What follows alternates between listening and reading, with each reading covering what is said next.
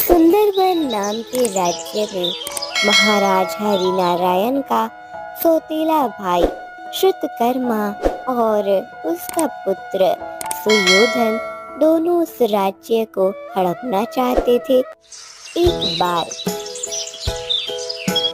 हरि नारायण, मैं तुमसे पहले भी कह चुका हूँ कि राज सिंहासन मुझे दे दो।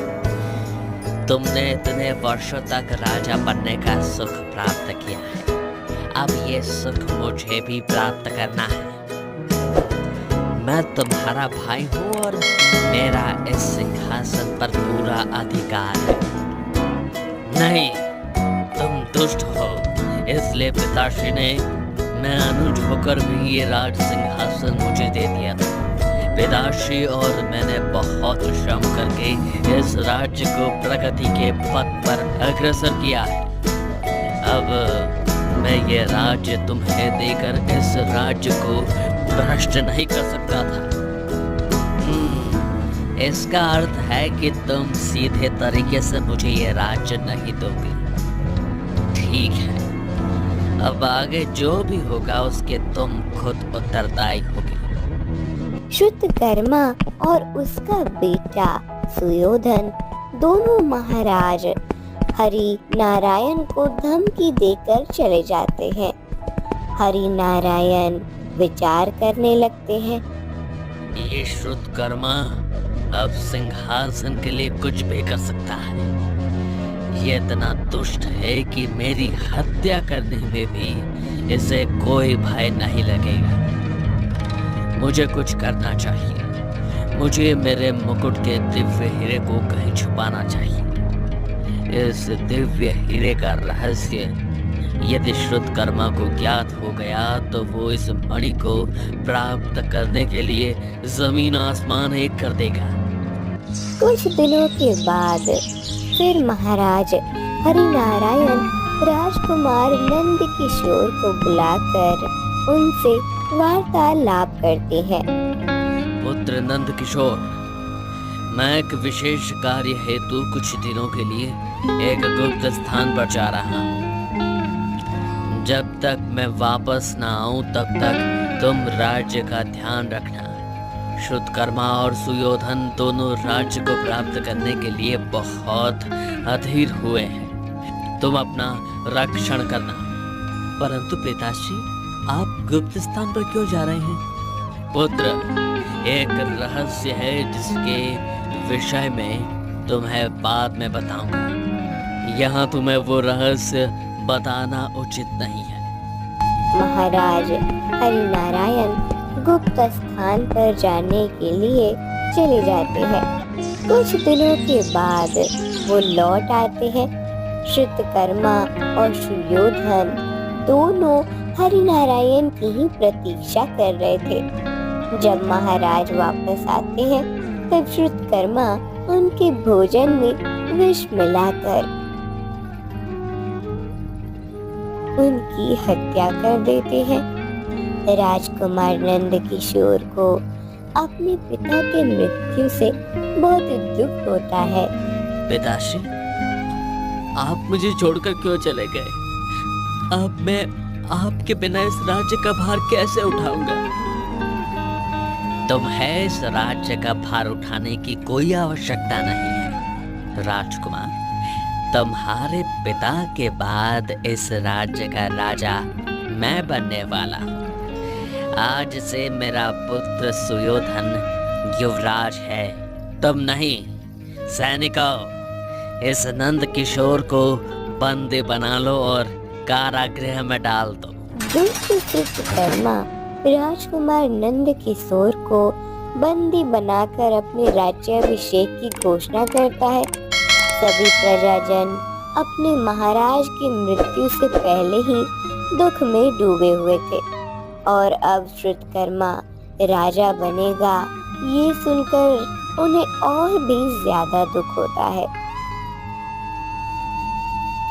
अगले दिन श्रुतकर्मा अपने राज्याभिषेक का आयोजन करता है। वो राज्याभिषेक की विधि शुरू करने के लिए पंडित को बुलाते हैं। राजमुकुट धारण करने के लिए श्रुतकर्मा आगे आता है। तब श्रुतकर्मा, आप इस मुकुट को धारण नहीं कर सकते। ये आप क्या कह रहे हैं पंडित जी? मैं इस मुकुट को धारण क्यों नहीं कर सकता? इस मुकुट में जो दिव्य हीरा जड़ा हुआ था वो अभी इस मुकुट में नहीं है। क्या दिव्य हीरा? हाँ, जो जादुई हीरा महाराज के पूर्वजों को एक ऋषि ने आशीर्वाद स्वरूप दिया था। उस हीरे के कारण ही हमारे राज्य में सुख और समृद्धि एक साथ रहती है। यदि वो हीरा इस मुकुट में नहीं होगा तो मुकुट धारण करने का कोई लाभ नहीं है। आप इस राज्य के अधिकृत राजा नहीं बन सकते। पिताश्री, ये तो बहुत बड़ी समस्या है। हाँ पुत्र, वो हरिनारायण तो मृत्यु को प्राप्त हो गया, परंतु उस चतुर राजा ने उस हीरे को पहले ही कहीं छुपाया है। उसे ज्ञात था कि उसके साथ कुछ अनुचित होने वाला है। तो अब क्या करे पिताश्री? उस हीरे को कहाँ छुपाया है वो किसे पता होगा? नंद किशोर, हरिनारायण ने अपने पुत्र को अवश्य बताया होगा कि वो हीरा कहाँ है। चलो उसी से पूछते हैं। श्रुतकर्मा और सुयोधन दोनों नंद किशोर को कारावास से बाहर निकालते हैं और नंद किशोर, बताओ तुम्हारे पिता ने वो दिव्य हीरा कहाँ छुपा कर रखा है? आप किस हीरे के विषय में बात कर रहे हैं चाचा श्री? मैं किसी हीरे के बारे में नहीं जानता। तुम सत्य कह रहे हो। हमें अभी पंडित जी से पता चला है कि राज मुकुट में कोई दिव्य हीरा जड़ा हुआ था। अभी वो हीरा उस मुकुट में नहीं है। जब तक वो हीरा फिर से उस मुकुट में नहीं बिठाया जाएगा तब तक मेरे पिताश्री को राज सिंहासन प्राप्त नहीं होगा। नहीं, मैं सत्य कह रहा हूँ। मुझे पिताश्री ने कभी भी किसी हीरे के विषय में नहीं बताया। मुझे तो पता ही नहीं था कि राज मुकुट में कोई दिव्य हीरा है। पिताश्री ये ऐसा नहीं मानेगा। इसे दंडित करके ही पूछना पड़ेगा। श्रुतकर्मा और सुयोधन दोनों नंद किशोर को राजमहल से बाहर लेकर आते हैं।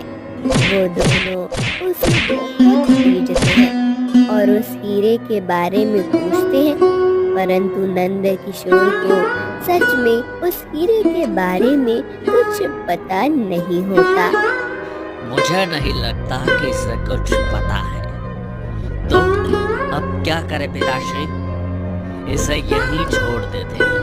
राजमहल में जाकर विचार करते हैं कि उस हीरे को कैसे प्राप्त कर सकते हैं। दोनों नंद किशोर को एक खेत में फेंक कर चले जाते हैं। नंद किशोर के शरीर पर बहुत घाव होते हैं। जिस खेत में नंद किशोर को फेंका था वह एक किशन नाम के व्यक्ति का था। किशन खेत में आता है और देखता है कि कोई उसके खेत में पड़ा हुआ है। किशन पास जाकर देखता है। ये क्या हुआ आपके साथ? किशन नंद किशोर के पास जाता है और उसे सहारा देकर अपने घर ले आता है।